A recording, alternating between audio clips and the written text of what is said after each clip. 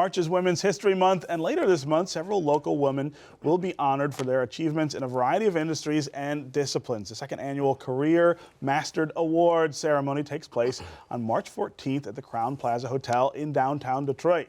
In addition to the awards and dinner, guests will take part in networking and a business roundtable discussion. Here to tell us more is the event's founder, Dr. Lisa Wicker of Linwick and Associates. She's joined by one of this year's honorees, Tanya Allen, the founder of Forever Fresh, and Florine Mark, president and CEO of the Weight Watchers Group and a roundtable participant. Welcome to American Black Journal. Thank you. Thank you for having us. Dr. Wicker, tell me how you came up with this idea. Well, because I believe in women and I have a passion for ensuring that we work together to support and lift one another, the vision came that we should honor those women that really have a compelling mark on business and that are doing great things to show that they have mastered the art of their careers. And so I thought about the Detroit market because it is a market with great talent that last year we began to have the ceremony to recognize these women during Women's History Month in its 35th year. Yeah. So how are you choosing the women who you're honoring? What are the criteria here? Absolutely. Women who are iconic, who are known for what they do, women that have presence and power, and those that have actually demonstrated career success. Yeah. So speaking of which, Florine Mark, last year you were one of the honorees. I think I was the first. The first. Yeah, the first. And, I'm very honored to do that. You were a Living Legend yes, award? absolutely. Right? Absolutely. And going to be living legend for the next 60 years. Of course, of course. Talk to me about your career. Well, you know, I have 7 children. I had five kids that I gave birth to. My husband died when I was in my 30s. I was a grandmother and I was a widow at the same time. And I started my business in my 20s. I needed to go to work. My husband had lost his business, and so I had to go out and help him support 5 kids. I was very overweight, found Weight Watchers, and the rest is history. But when I started, I think I was one of the first women that really started a business and here in Michigan. And when I started and I went to the bank and all I wanted was $5,000 to buy this Weight Watchers first franchise, they wouldn't give it to me. They said, your husband will have to sign. Is that right? I gave him a What year business was plan. that? 70. Really? Beginning 70. And I said, absolutely not. So I went back to the parent company in New York and I told them, you know, you're going to have to just trust me. I'm going to be your best franchise, your biggest. I'm going to be the best that could ever be.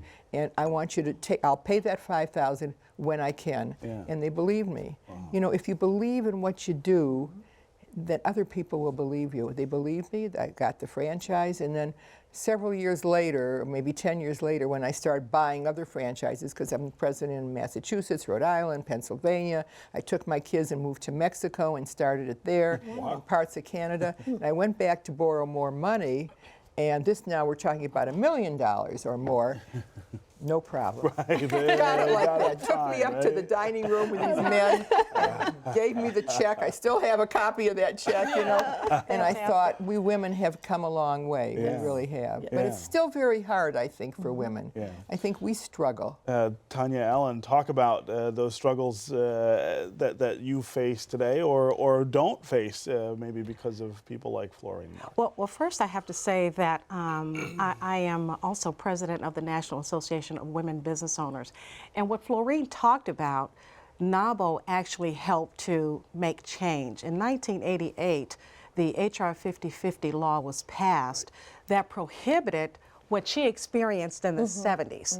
As you well know from that law, women could not even get a loan unless a male relative co-signed, Right, co-sign, right. you know, so we're so glad that she It's hard to believe that's just in the 70s. You're talking It's less not than that 30 long years ago. ago. Yes, Right. yes. That happened. So women like her have actually paved the way for the women and our daughters today. Yeah. I am an entrepreneur, and I call myself a serial entrepreneur. I started a concept of women's disposable undergarments, Forever Fresh, close to 30 years ago. And back then, and still to a great extent today, people are kind of squeamish about talking about femme hygiene.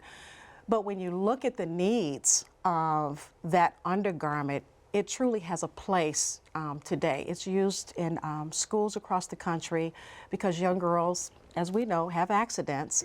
And if they're in school and they have one and their parents are at work, what are you going to do? So that product is a great fit for that.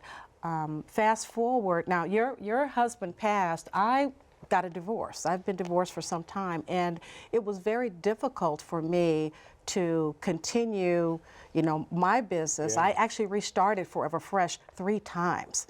I'm a mother of 4 children. I have 1 granddaughter, and I would not let go of my dream.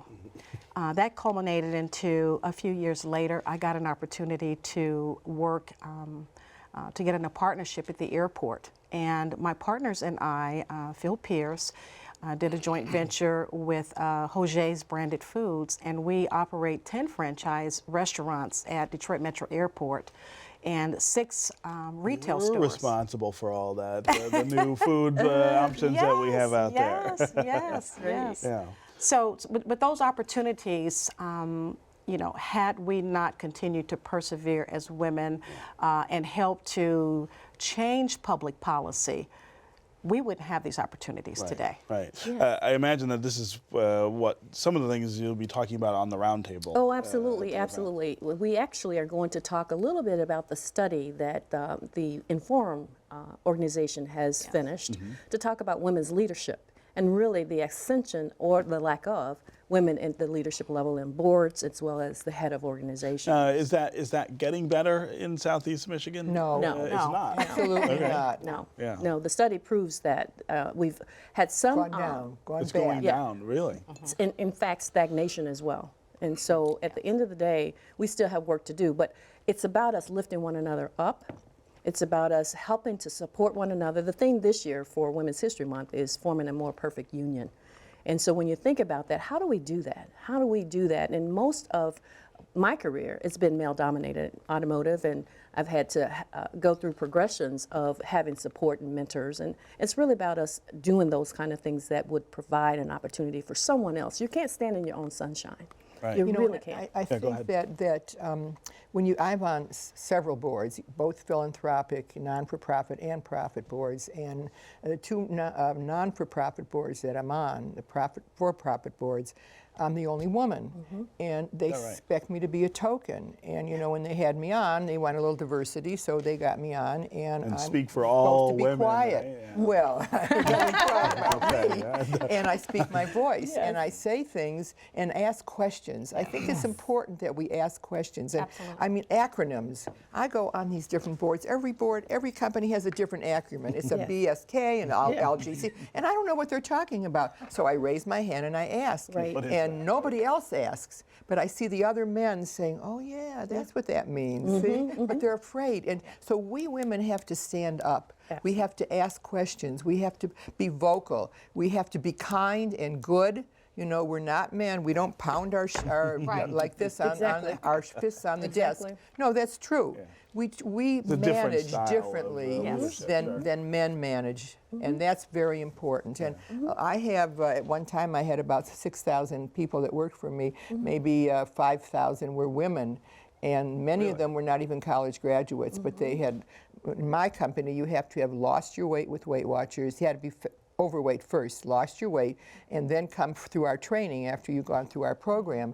And many of them are absolutely terrific. They never thought they could ever do anything themselves before. But you give people a chance, women and men, but especially women, and they rise to that level. Right. To talk about the importance of getting this message to girls, young women, before they get to the point where they're trying to do these It's things. really part of this process and the platform. Cass Tech, for example, we invite them to this event, and Wayne State University will be there this year. Young women that are aspiring leaders, to see women like Florine and Tanya, and give some idea of what that looks like. And so it's very important. We have a scholarship this year that we're going to be providing to a young lady who is called the Urban Violinist from Detroit, 13 years old. And that scholarship really is to help further the education and the idea of success. Yeah. Talk about the other honorees of this. Oh, wow. Fabulous, fabulous, remarkable women. I can't begin. So the living legend this year is none other than the Honorable U.S. Congresswoman Brenda Lawrence. My congressperson. Yeah, My friend. absolutely, Me too. absolutely. And then following in the footsteps of Florine being the living legend, we have Tanya Allen as, of course, Jeanette Abraham, who owns the logistics company GMA, Tina Hartman, who owns Tina Hartman Group, Carla Walker Miller Walker, who owns Energy Company. I could go on and on. Rashida Tlaib, I think. Yeah, right. She's being recognized. Fabulous women who have absolutely not only had challenges, but also see the victories of that success. You know, most of us, I'm sure almost all of us have come from nothing. I was born on Elmhurst and Linwood. Yeah. My family Oh, was my so goodness. poor that we lived with 13 family members in one house. We had Amazing. nothing. My And sister got God's polio over when I was 11. We had no insurance. We all went out and worked. And I think all of us women have Yes. come, we are hungry. Absolutely. You know, and we have grown ourselves. Nobody sat down and handed us No one money will and said, give it here, to you. start a Right. business. And it's Right. funny We you could say that. I we mean, could keep going. I but grew- Of course, we are out of time. Oh, yeah, out of time. That's great. That's Thank you very much, and funny. congratulations Thank you. on the We're event. excited. I know. We could go all day. Thank you guys for Thank being you for here, having and us. congratulations. Finally today, we'd like to extend our condolences to the family and friends of Gil Hill, who passed away last week. Hill served 40 years in the Detroit Police Department and became the city's top homicide detective. He later was elected to city council and eventually became council president. Hill made an unsuccessful bid for mayor in 2001, and of course, he gained international fame for his role as the tough-talking Inspector Todd in 3 Beverly Hills Cops movies with Eddie Murphy. Hill was 84 years old. That's our program for today. Thanks for watching. You can get more information about our guests at AmericanBlackJournal.org, and you can connect with us, as always, on Facebook and on Twitter. Plus, you can hear our program on WDET 101.9 FM. We'll see you next time.